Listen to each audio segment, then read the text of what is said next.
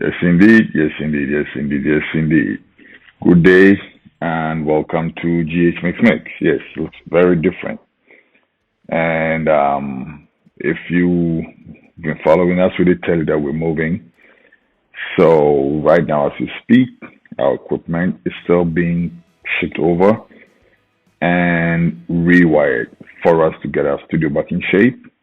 But there are some issues that needs addressing, and so we're not gonna wait for the studio.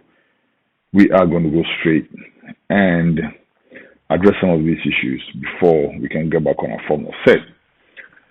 This week, we're looking at the umbrella in the room. Yes, not the elephant in the room, the umbrella in the room. What am I talking about? I'm talking about the removal of Haruna Idrisu as the leader, the minority leader in parliament for the NDC. This has come as a shock to a lot of people, and to me as well, to be honest with you. But this was quite on the horizon, wasn't it? Some time ago, Kevin Taylor in the show. I'm sure you remember he's been very heavy on Muntaka and Haruna Idrisu for a while now. Because you know what you have done. Because you know the dealings you are doing. Because you are capitalizing on the ignorance of your constituency to make you think you are the victim, whilst you are not. You have failed. This is a leadership crisis issue we are discussing. The last time I said, if these people genuinely are not kicked out as leaders, NDC can never win power. I don't have anything. And let me be very honest with you. Some serious NDC people have called me and said, Kevin, what you have said, it makes sense. The party needs to take action. It is very important because looking at the records, we have gained nothing. We have not protected Ghanaians. We have not been able to instill that hope again because we have failed. And that the leadership is thinking of making a very good decision that will at least some good transfer and reshuffling that can save Ghanaians.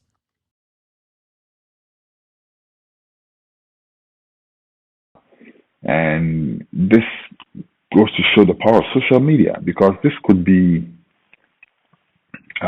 only a perception. Whatever he put forward could only be a perception, but perceptions are very important and need to be dealt with, especially in a case where you're dealing with numbers, i.e., voters, right? Because whatever they think is what they're going to bring to the ballot box. So, regardless whether the issues are true or not, they need to be looked at. That said, let me say this. I know Haruna Idrisu personally. I went to the same university as him around the same time. I was in the University of Ghana when he was student leader over there. He was a student leader before he became a politician. So I know him before he became a politician. I know how hard he works. When it comes to integrity, I believe I still can stick my neck out for him to a very large degree. So a lot of the things that have been said about Haruna, i.e., cutting deals, whatnot, profiting from whatnot, I don't subscribe to. I have to be honest with you. However, I think that the part that Haruna should really have taken seriously is the part where he should really consider putting the interest of the people on the ground first and foremost. And in the case where you cannot, find a very, very, very good way to explain why you cannot, rather than make it look as if there's some, mistake up there in the parliament that only a select few know and can deal with, and the rest of us just have to sit and deal with the decisions. Let me zero in on what I mean. So we're all in this country where when like I've said already, Kevin Taylor started accusing these two of being compromised. Now, even if this is a perception, I keep saying it has to be taken seriously and dealt with. Why? Because these things that he talked about fall right in line with what's happening. And remember, a lot of these things are also how people feel. Somebody like Kevin Taylor, love him, hate him, reflects how Ghanaians really feel. and especially in the NDC, because I feel like he has a constituency in the NDC. So when he says something, it should be taken seriously. And we were here when Kevin Taylor accused Muntaka and Haruna of cutting deals with the MPP, whatnot. Um, I don't know if it's for personal gain. I don't know about that. But what I know is this: the whole Ghana watched in horror, utter horror, when the NDC, led by Haruna and Muntaka in Parliament, endorsed the much unloved, let me just say, the much unloved Ken Oforiatta, a man that a lot of Ghanaians wanted to see the back of.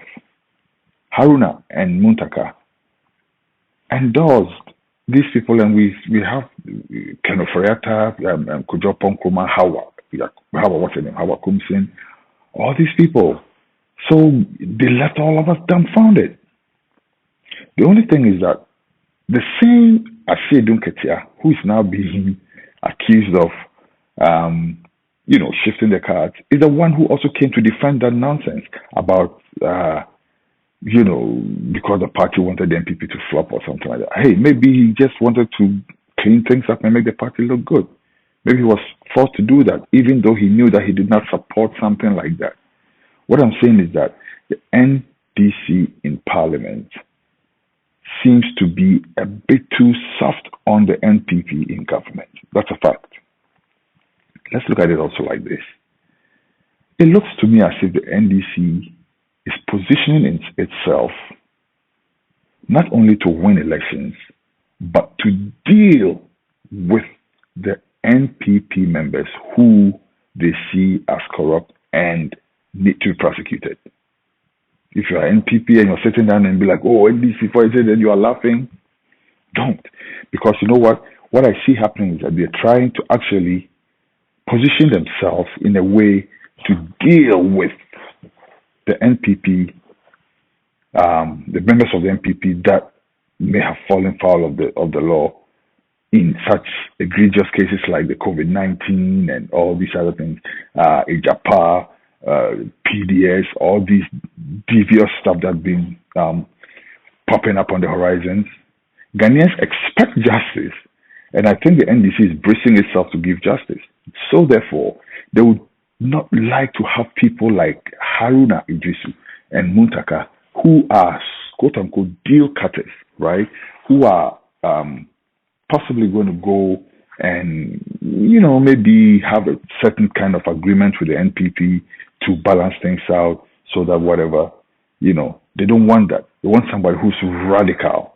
And surprisingly, a soft-spoken person like Kisel Ato Hayford is the one who actually fits the bill. That guy comes out as uncompromising. We've all seen his work in Parliament. We've all seen how hard he went on Ken Oforiatta, how hard he tried to get him out of office, and somehow that did not work. So we all know that he will be very uncompromising. The NDC in leadership knows this. Let me also go a bit further back. Ashedun Ketia and his clique of people that came into the NDC leadership. Let's look at that closely. That team of people seem to be a group of people who are stubbornly radical and very, very, very poised to oppose without any compromises, without any deals whatsoever at all. That's what we see from where we sit. That's what I see from where I sit. And that is why they would like to have somebody like Haruna step on the side, because he is, let me say, just a gentleman who might go and say, oh, okay, all right, let's do, like we've seen happen before. These two gentlemen actually are people who are known to compromise, right? Like Muntaka said, it's processes, and let's also look at this. There are people in the NDC who cannot fathom why soldiers invade Parliament. And up till now, there's a minority leader who doesn't even care, who doesn't even seem to care, who hasn't even brought it up. Listen, And this goes to you, Kaisel Atu Hayford, because this is one of the reasons why I think not too many people are making noise about Haruna being taken from the spot, because they feel like there are certain things that should have been done that they don't see being done. One of them is that they want justice for the desecration of Parliament.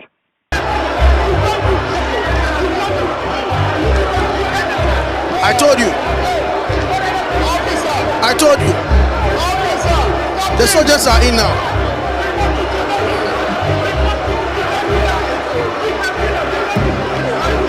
The soldiers are taking position.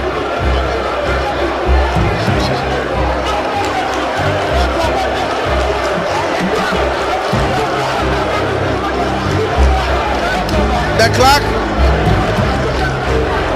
What a day. What a day. What a day. What a day in the history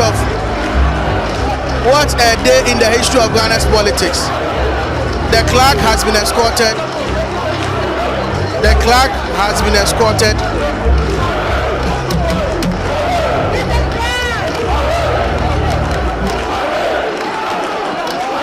actually walking out now. So they have received instructions to move out now. So the military men are moving out now. That is the way to go. The military has no place in this at all. Not even the police. The police should be the first instant force or security body that should be called in things like this. The military has no place at all in matters like this. And here you are talking about Parliament, the place of debate, the place of argument, the place of dissent. And if they are, portraying what really they do as in parliamentarians, you don't need military to come in. What are they here to do? And what can happen? What is the worst? So if the NDC MPs fail to budge, are they going to be shooting? That is wrong. We don't need them here. Those soldiers that came over there, I've said several times, I'm repeating it, somebody sent them. That person is probably sitting among you in Parliament. And that person probably has a deal with some of your leadership, which is why the issue is never coming up. Now, Ghanaians want somebody who will bring it up, who will take the issues of, let's name them, who will bring all of these things up and let Ghanaians feel like something is being done. Now, to those who have said that the NDC have shot themselves in the foot, no, you don't know what you're talking about. Even if the NDC shoots itself in the foot at this time, it will still be more popular than the NPP. That's a fact. And I think they know this, which is why they've chosen to bite the bullet at this time, take the bitter pill at this time, and still have a good year and change to reorganize before they go for elections. But they don't want Haruna and Muntaka at the helm because they want somebody who is going to put fire to the feet of the NPP, and that doesn't seem to be what Haruna and Muntaka are interested in doing at this point. And then to all those people who are talking about Haruna's presidential ambitions versus Mahama whatnot, all that is secondary. That could be the case. I don't know. I'm not even interested in that. All that could be secondary. But I think what the NDC really is doing is positioning itself to deal with the NPP. That's what I think is happening. This is the conspiracy theory version or the conspiracy theory angle of Haruna and Muntaka's removal from the leadership of the NDC in Parliament. Let me round up by quickly giving props to our sponsors, JuPay. If you want to send money from Ghana to the US or vice versa, best option for you to use JuPay, Jupay. Go to the App Store and download their app and start using it. Also, if you live in Perth or Western Australia and you want some great Ghanaian food, go over there to Asida Jigs. Asida Jigs has another. Asida Jigs is in Balcata, I should say, first of all, but they've also opened another branch in Hawthorne, Mount Hawthorne. So if you live in this area, you have no problem. Go there, get some great food. Unless I forgot, when you're sending money via JuPay, use my promo code or use our promo code GHNews now. All right. We also are backed by Royal Omnical Properties. If you're dreaming of building your dream home, or if you want to buy landed property in Ghana, you know who to speak with. Royal Omnical Services. Before I go, let me say this again. We will see you sometime soon on our set, again, like I said. But from now till, who knows, maybe a few weeks or so, until the studio is properly strung up together, get used to seeing me in the Bob Marley hoodie and the cap, but still talking to you about the heavy issues that matter. My name is Kwesi Son Bako. I come in peace. I come not to please. I'll see you next time on MixMixx. Have a great time. Goodbye.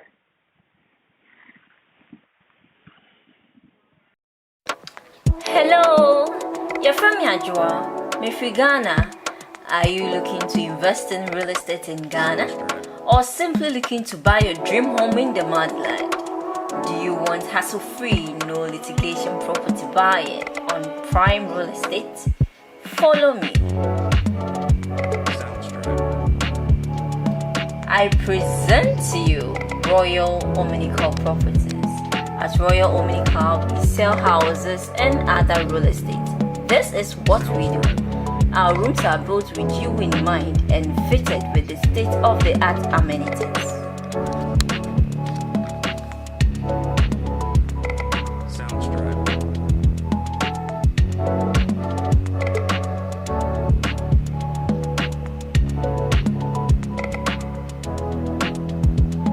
Call us now on +233 26711 3682 or +233 20 074 6821. Royal Omnical Properties. We are your peace of mind.